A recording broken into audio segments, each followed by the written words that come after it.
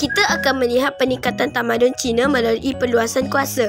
Peningkatan tamadun Cina merangkumi aspek pemerintahan dan pentadbiran, sistem ekonomi, teknologi, intelektual dan pendidikan. Aspek pendidikan mengalami peningkatan yang pesat semasa zaman pemerintahan dinasti Qin dan dinasti Han.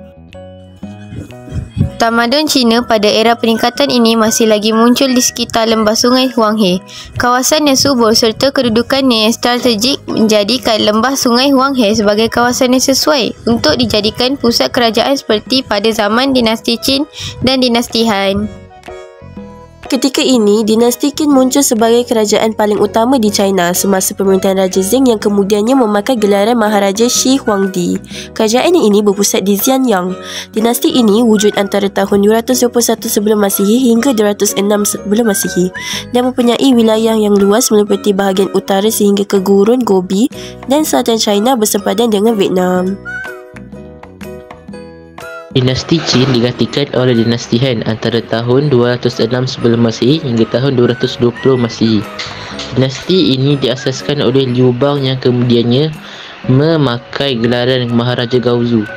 Dinasti ini membentuk empayar yang luas meliputi utara China, sempadan Vietnam di selatan dan bahagian utara Korea di sebelah timur serta Turkistan di bahagian barat. Dinasti ini terbahagi kepada dua tahap, iaitu Han awal antara tahun 206 sebelum Masihi hingga tahun 8 Masihi dan Han akhir antara tahun 25 Masihi hingga tahun 220 Masihi. Ketika zaman Han awal, pusat pemerintahan terletak di Chang'an, manakala pada zaman Han akhir, pusat pemerintahan terletak di Luoyang. Dinasti Han telah menunjukkan peningkatan dalam bidang perdagangan melalui pembukaan laluan sutera, bidang pentadbiran dan bidang sosial ketika zaman pemerintahan Maharaja Han Wudi yang memerintah antara tahun 140 sebelum Masihi hingga 87 sebelum Masihi. Laluan sutera merupakan laluan perdagangan daratan yang terpanjang di dunia, melibatkan China hingga Empayar Rom. Dinasti Han juga terkenal kerana melaksanakan sistem pemilihan pegawai perkhidmatan awam sebagai sebahagian daripada perkembangan dalam sistem pendidikan. Pendidikan di China telah bermula sejak zaman dinasti Shang dan berkembang ketika zaman dinasti Zhou. Pada masa itu, terdapat ramai ahli falsafah seperti Confucius yang menjadi perhatian masyarakat. Confucius hidup dari tahun 551 sebelum Masihi hingga tahun 479 sebelum Masihi. Karya beliau yang paling terkenal ialah Lun Yu atau Analects. Ajaran Confucianism terus kekal sehingga hari ini. Pada zaman dinasti Qin, pendidikan menekankan aspek pemahaman perundangan yang diasaskan oleh Han Feizi yang mengutamakan ketegasan undang-undang bagi mengawal tingkah laku manusia.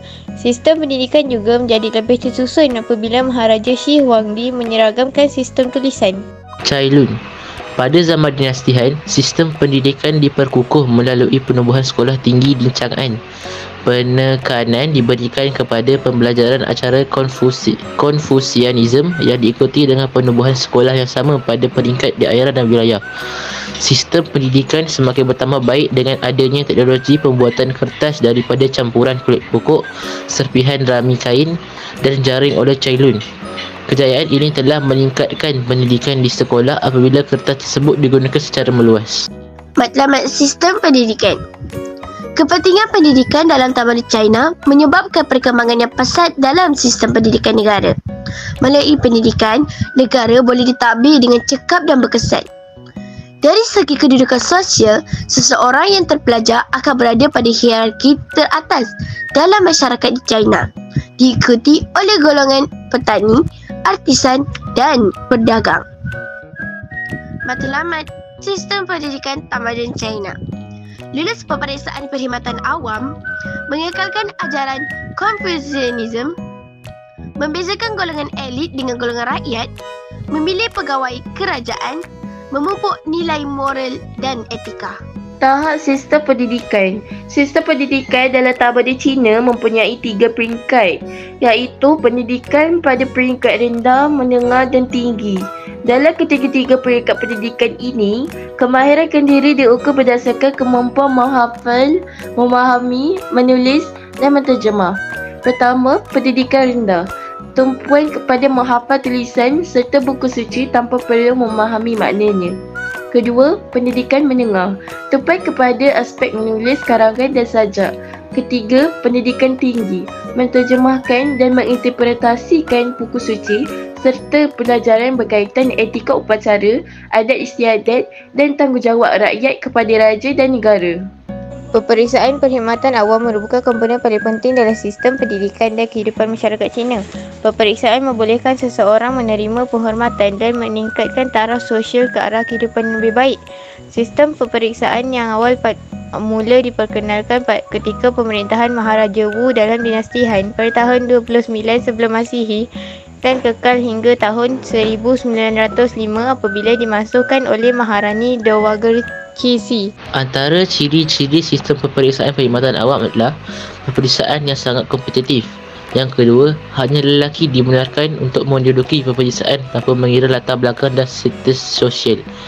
Yang ketiga, mengekalkan tradisi dan budaya Cina, terutamanya ajaran Konfusianisme. Yang keempat dan terakhir sekali, larangan terhadap sebarang bentuk perubahan bagi mengekalkan keaslian tradisi Cina. Lulus dalam peperiksaan merupakan matlamat utama pendidikan bagi seorang anak lelaki. Seseorang calon yang berpotensi akan menerima tajaan daripada penduduk kampung dengan harapan calon yang dipilih itu akan berjaya dalam peperiksaan. Seterusnya, menaikkan nama, keluarga, kaum dan kampung tersebut. Sistem peperiksaan ini dikawal dengan ketat. Sistem yang sama dilaksanakan di seluruh empayar dan mereka yang didapati meniru akan dikenakan hukuman. Bagi mengelakkan penipuan, calon akan dikurung sebelum peperiksaan berlangsung. Disebabkan sistem peperiksaan yang ketat dan kompleks, hanya mereka yang lulus dengan cemerlang akan diserapkan ke dalam sistem perkhidmatan kerajaan. Peperiksaan berkisar pada kandungan buku 4 buku, The 4 Books dan 5 kitab, The 5 Classics, yang dikenali sebagai 9 buku suci.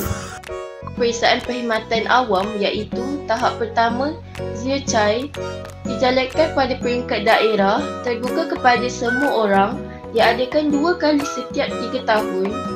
Tempoh peperiksaan ialah sehari, bilangan calon antara 500 hingga 2,000 orang, kadar kelulusan 1:35. Tahap kedua, Juren, dijalankan di ibu kota daerah, hanya terbuka kepada calon yang telah lulus tahap pertama, diadakan 3 tahun sekali, tempoh peperiksaan 3 hari, bilangan calon antara 4,800 hingga 10,000 orang, kadar kelulusan 1:120. Tahap 3, Jingxi, dijalankan di ibu kota kerajaan, diadakan 3 tahun sekali, tempoh peperiksaan selama 13 hari. Mereka yang lulus dalam peperiksaan ini akan diserapkan ke dalam perkhidmatan awam kerajaan serta memperoleh pelbagai keistimewaan berdasarkan tahap kelulusan mereka. Calon yang lulus peperiksaan tahap pertama akan memperoleh butang keemasan yang akan dilekatkan pada topi mereka, diterima sebagai kaki tangan kerajaan peringkat rendah dan menyertai majlis santapan diraja. Bagi calon yang lulus peperiksaan tahap kedua pula akan memperoleh butang keemasan dan mendapat jawatan dalam kerajaan. Selain itu, rumah mereka akan mempunyai tanda nama yang diletakkan di pintu masuk dan mempunyai kaki tangan pengiring. Bagi calon yang lulus peringkat ketiga akan mendapat kedudukan dan pangkat tinggi dalam kerajaan dan memperoleh pelbagai keistimewaan yang lain, bukan sahaja untuk dirinya tetapi keluarga dan kampungnya. Sistem peperiksaan untuk memilih kaki tangan kerajaan telah menjadi contoh kepada negara-negara di dunia dan diamalkan hingga hari ini. Sistem ini telah melahirkan banyak sarjana seperti Dong Zhongshu 179 hingga 104 sebelum Masihi yang merupakan sarjana Konfusius terkemuka dan sejarawan Cina pertama Sima Qian 145 hingga 86 sebelum Masihi yang menulis karya bertajuk Shiji. Karya ini mengisahkan tentang sejarah Cina hingga tahun 90 sebelum Masihi. Perkembangan dalam bidang sosial terutama pendidikan pada zaman Qin dan zaman Han sangat bergantung pada keamanan yang wujud dalam kerajaan tersebut. Tamadun Cina telah menunjukkan pencapaian yang cemerlang dalam pelbagai bidang kehidupan. Sistem pendidikan telah melahirkan golongan pelajar dan pemimpin yang membentuk kecemerlangan tamadun Cina. Kualiti pendidikan yang tinggi adalah penting untuk pembinaan sebuah negara bangsa.